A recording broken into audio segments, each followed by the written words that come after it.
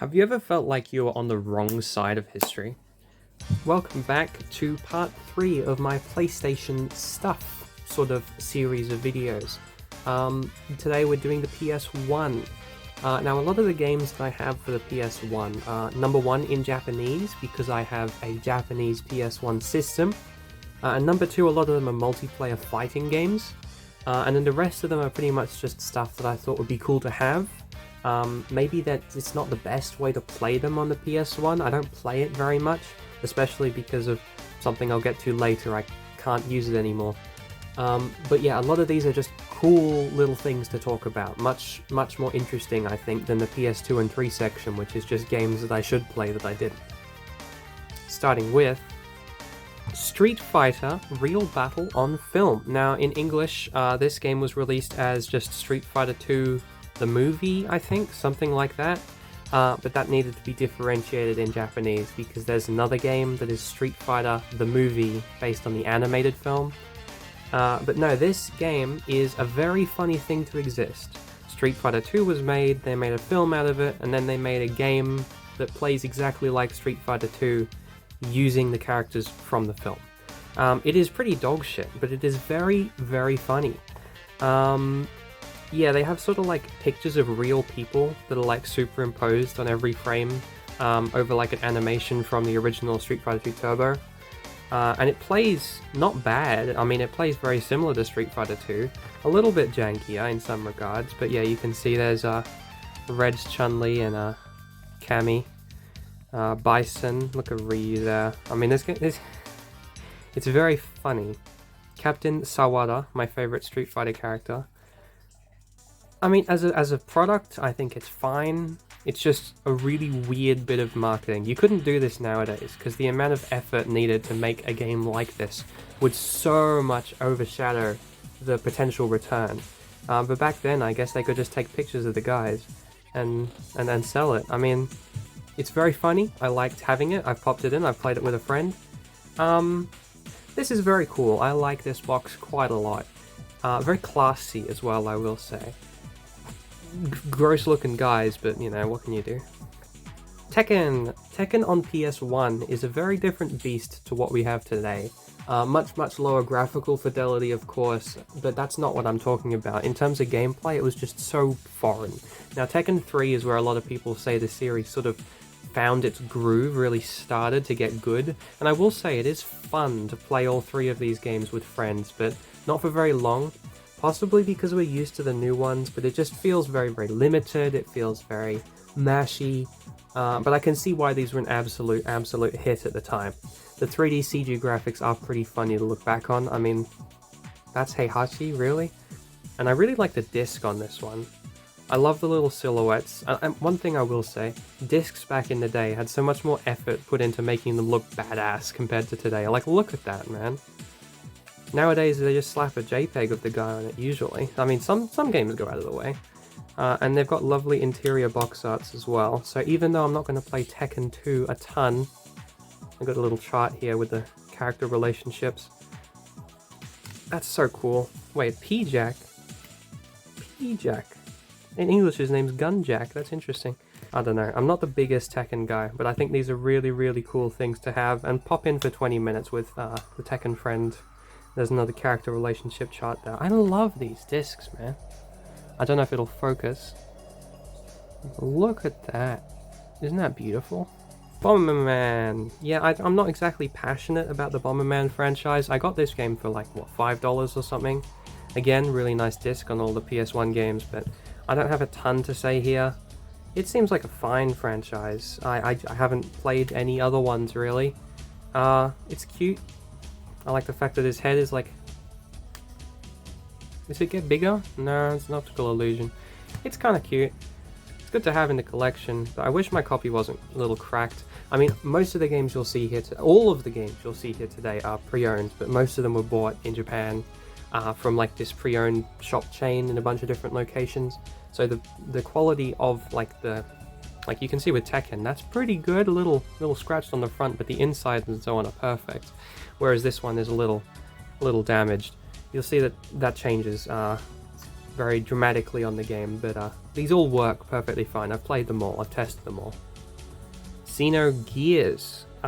This is, as I'm sure most of you are aware, the precursor to the Xenosaga and eventually Xenoblade games by Monolith Soft. This was developed in collaboration with Squaresoft before it was Square Enix, and it's a very, very interesting box design with the multiple discs. I'm going to be gentle here. Yeah, there was just a little resistance, and you can see God only knows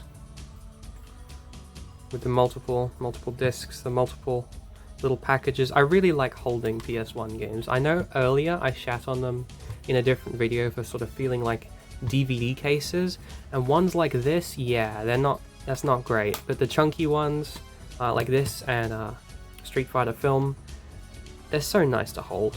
Anyway, Xenogears, I haven't played and beat this game yet. It's on the list. I'm sure I would probably enjoy some aspects of it, given that I quite like Xenoblade 1, 2, and 3. And this game does sort of seem like Xenoblade, but even more Evangelion. I got this in anticipation of playing it because I knew that I liked Xenoblade, but I haven't got around to it. And the reason why I'm going to say that I can't play PS1 games right now is I had a Japanese PS1, right? It's in a box right now, and I'm not going to dig it out, but my cat pissed on it.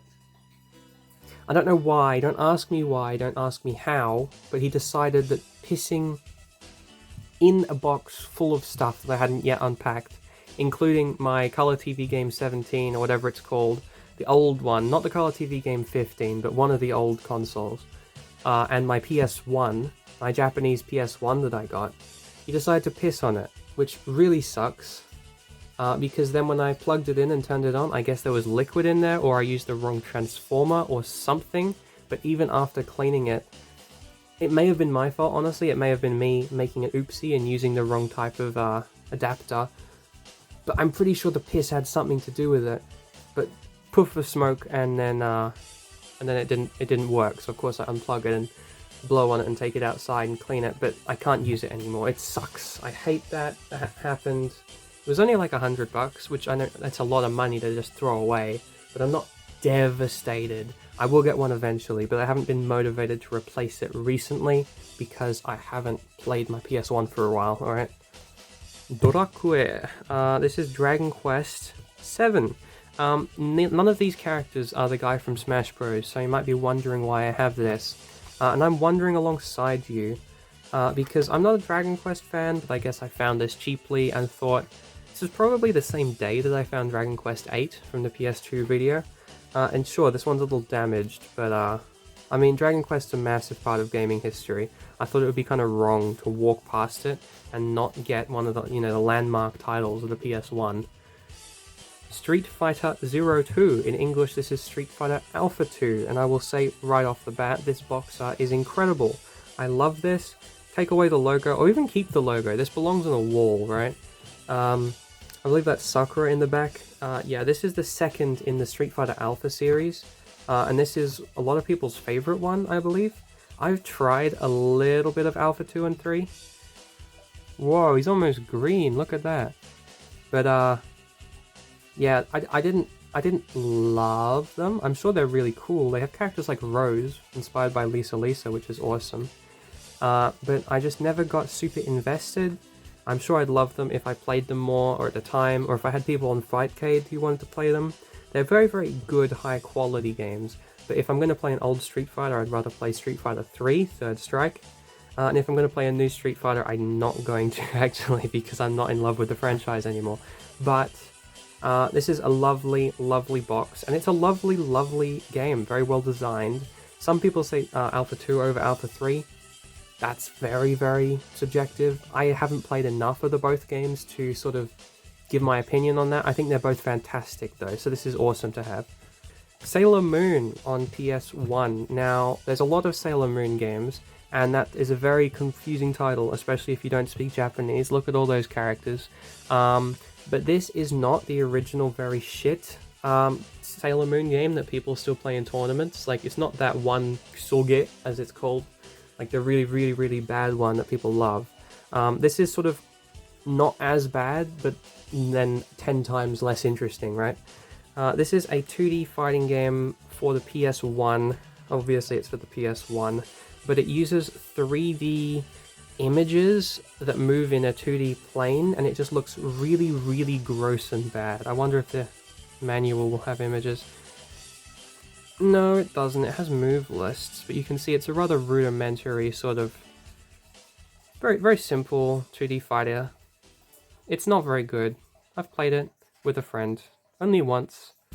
It's just sort of a cute thing to have. I'm not a Sailor Moon fan. I haven't actually watched the show, but Sailor Moon is such a cultural phenomenon that I thought, why not give one of the fighting games a try, even if it's not the really, really bad one.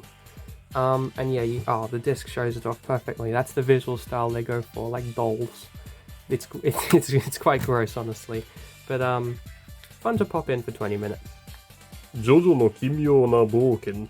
Yeah, this is, I talked about this in the JoJo episode, of course. This is one of my favorite PS1 games. This is a PS1 version of the arcade game, slightly different to both JoJo's Venture and JoJo's Bizarre Adventure, Heritage for the Future. It's sort of its own thing. It's a little different to the Saturn port, or Saturn version I should say. Back in the day, games didn't really get updates, so every time it was changed to a different system, they could add and change bits, you know. This is sort of its own thing, even though I may have led you to believe it is exactly the same as JoJo's Venture. It is not. Much closer to Heritage for the Future. Still a fantastic game, and I love it. Neon Genesis Evangelion Girlfriend of Steel, also known as Neon Genesis Evangelion Iron Maiden. Yeah, this is a very, very weird game. If you're not familiar, this is effectively someone's fan fiction. It's a visual novel sort of RPG thing where you can either... The premise is that this new girl, I forgot her name, generic Shinji but woman, appears at Shinji's school during the events of Evangelion, and then she falls in love with him or something. And then there's a whole bunch of different routes you can go on. You can like, Asuka is into Shinji in this game, which is really odd. And you can have the Asuka love route where she goes away. You can have the her name X Shinji love route where Asuka gets cucked, and you can get the one where everyone's happy. But it's a really weird sort of visual novel what if thing that really shits on the themes of Evangelion, if I'm being honest. It's not very good from what I've heard. I bought this as an oddity because whenever I explain what this game is to people, especially Evangelion fans, they're like, what the fuck? And that's interesting. This is an interesting thing that I think is probably a very bad game that I'm not going to play. Bust a Move, also known as Bust a Groove overseas. There was actually a copyright thing that meant that it was exported as Bust a Groove and not Bust a Move. That was, of course, the fact that Bust a Move in like Europe and US and so on was already a copyrighted name for the exported name of Puzzle Bobble, I believe, which is the puzzle game version or spin-off of Bubble Bobble, the arcade game. So because of Bubble Bobble becoming Puzzle Bobble, being exported as Bust a Groove, I'm just making sure I don't misspeak here. This was not Bust a Groove overseas. No, I did misspeak. Fuck. You get what I'm trying to say here, right? This is a rhythm and sort of fighting game, which is really interesting. I've yet to play this one with other people very much, but it is a really cute little thing. It came out after Parappa, and it's sort of Parappa inspired in a way. Very lame box art, I will say. But it's sort of Parappa with fighty game bits and kicks and punches and things. And that's cute. I look forward to playing more of this one. Gran Turismo. This is, of course, as you can see, actually in English with the old G. And I'll just get them all out right now. This is my entire PS1 English collection, because when I bought my PS2, the previous owner bundled it with some PS2 games like Virtua Tennis, like I talked about, and also these. These, of course, because the PS2 is backwards compatible with selective games, my English PS2 can play these, but my English PS2 cannot play my Japanese collection, which is why I had a Japanese PS1, right? And as such, because I didn't buy these myself, I haven't played as much of these. Gran Turismo is a very cool look back at, you know, a classic classic 3D driving game. And it is fun, it is visually stunning for the PS1, as silly as that sounds. Like technically, I'm sure it was a marvel at the time. This is a thick manual, Jesus. But no, I really like having access to this because, I mean, I've only got a few Gran Turismo games. I've got Sport, PS4, 4, PS2, and this, and I think that's it. But yeah, while I'm not in love with the series, it is really fun to see the origins of it, and this was a very impressive landmark PS1 game, so I'm glad that I have this one. Tony Hawk series, of course, massively popular and massively influential. I believe we're getting a 3+4 remake, like the 1+2 remake that came out soon. I will say these are very lame box arts. It's just kind of the same thing. From like a perspective, this one's cooler, but this one's just a flat color. I don't know. This is very pedantic. And one thing I've just noticed, how come this one's M15 and this one's G? They've changed it to be MA nowadays, but I'm assuming this is the equivalent of MA. That's really odd. Does he kill people in this one? Let me know. And yes, it says Tony Hawk's skateboarding, not pro skater. I'm not sure why, but in the I googled this. In the UK, Australia, New Zealand, and certain other parts of Europe, it was skateboarding and not pro skater. But then 2, 3, and 4 all released here as pro skater, which is quite odd, I will say. And I popped in, I believe, 1 and 2 each for 20 minutes. And yeah, I can see why people like went wild for them back in the day. The PlayStation Platinum thing here, I know I've been on a rant about this the last couple of videos, but it's so much nicer, honestly. Because the spines of PS1 games are boring anyway, so for them to be silver, I mean, that's classy, I like that. I don't know, I'm not a big skateboarding fan, I'm not a big sports game fan, but I can see why these are highly influential titles. I think it's cool that I have them, and I can play them whenever I want. And now, all we've got left are my Mega Man games. This is a much shorter video than usual. These are my classic games for the PS1. Now, Mega Man is my favorite game series, so I will try to keep it brief. But Mega Man is split up into 7 separate sub-series. What we call classic, which is, you know, Mega Man number, Mega Man 1, 2, 3, 4, 5, 6, 7, 8, 9, 10, 11, and some others.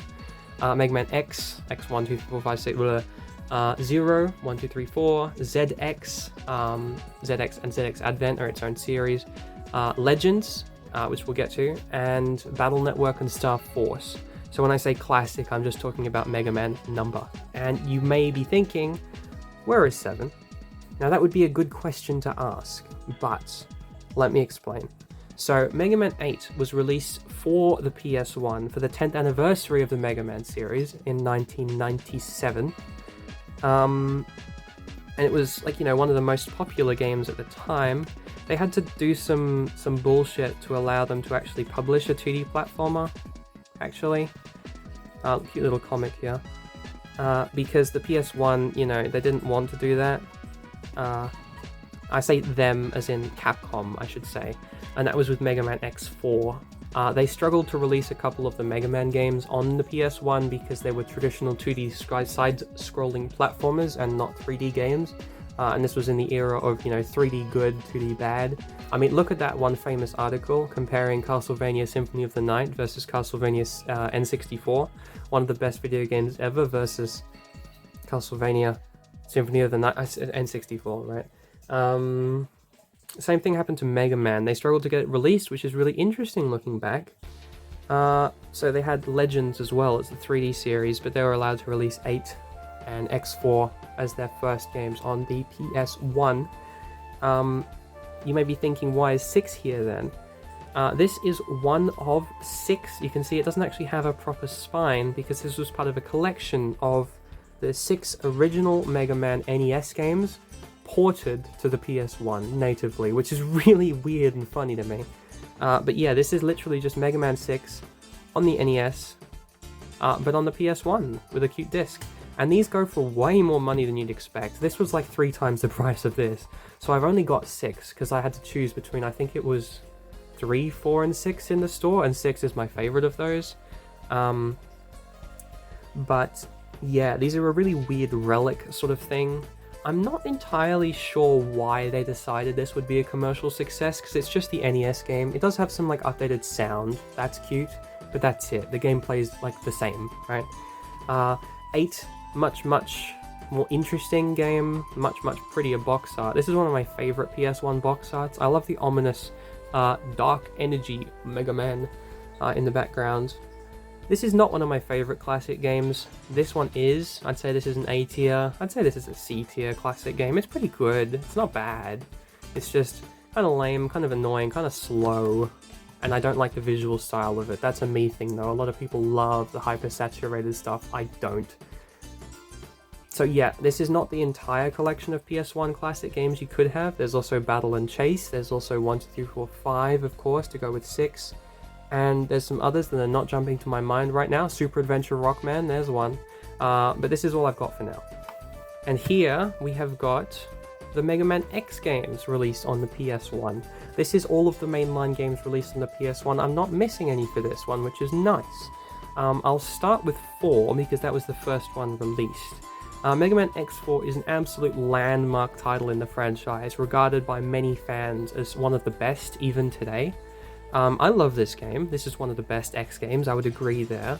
It's a little easy, but it does so many things right, and it's just so fun to play that I can recommend it to anyone, really. This was another 10th anniversary game alongside Mega Man 8, and they were sort of winding up for this to be like the big story game in the X series, and it's one of the most competent stories in the X series, which is really sad to say, honestly, because it's pretty basic, and it does not make a lot of sense. The voice acting in this one's really funny. I could go a lot more in depth, but I'm just going to say this is a fantastic game. X5, this game is not as good. You can kind of tell by the box art. Well, no, that doesn't really work because this box art's kind of raw. This game's just not good, okay? It has a lot of good things. This was meant to be the finale to the series, and it does have Alia, which is awesome. I love Alia. I don't know. This game is like X4 but bad, with a lot of RNG elements. It's just worse in every way, but I'm still glad that I have it. I've played it a couple times. Very difficult final boss. X6, this game is an absolute shit show. I will say the best for family is like a weird little thing. I guess it was split up by genre, because you can see in a lot of Japanese games, they have a little thing that shows you sort of what genre the game is, which is pretty funny, at least by a modern lens. But yeah, X6, this game is so much of an atrocious disaster that I like it more than X5, right? Music's amazing, like unironically. The story is so bad that it's funny. It also has Alia. This is the one where she commits murder, so I love her quite a lot. Yeah, don't play this game.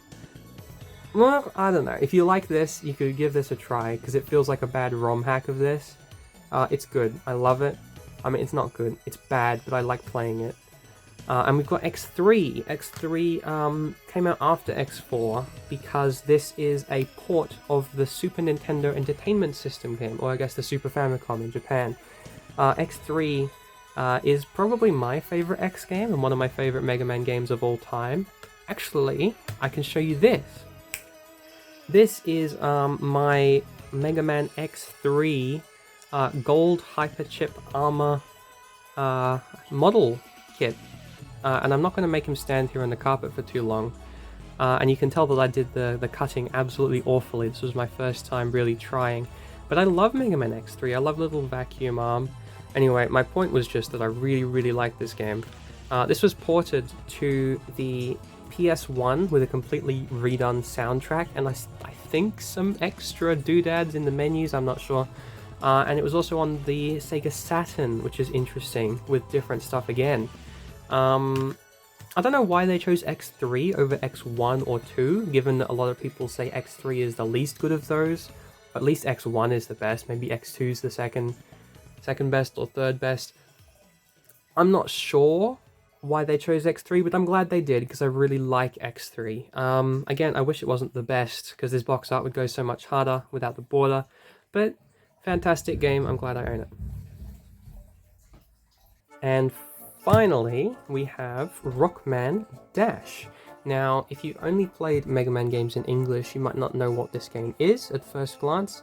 Ignoring the very bad box art and the absolutely atrocious name, Rockman Dash, you know, Dig Out's adventure story in Halcyon Days, because that makes sense, doesn't it? This is Mega Man Legends in English, which is also released as Mega Man 64 on the Nintendo 64. I'm not sure why it's dash. You don't really run very much. I mean, I guess you do, but it's not like a running focused game. It's sort of like Ocarina of Time with a gun, I describe it as. And you can see there's the island. I love this game. I'm not going to go into a very long rant about how much I love Mega Man Legends and how much I would adore Mega Man Legends 3, even though I absolutely could. There's Tron, my girl.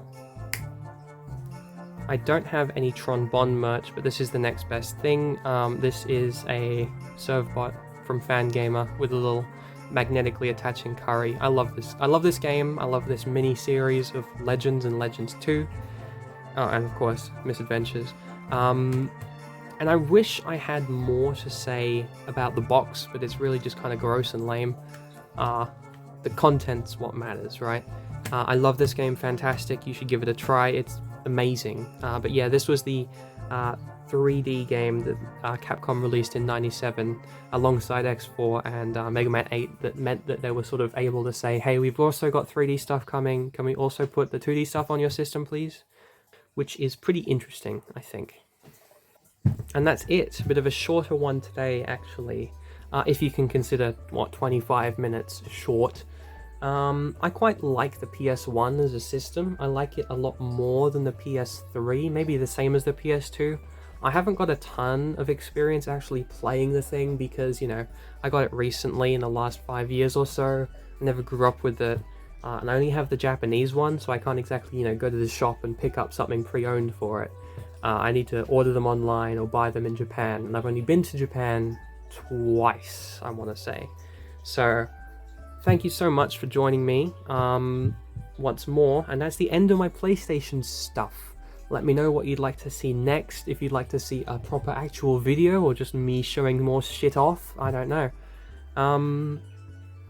See ya.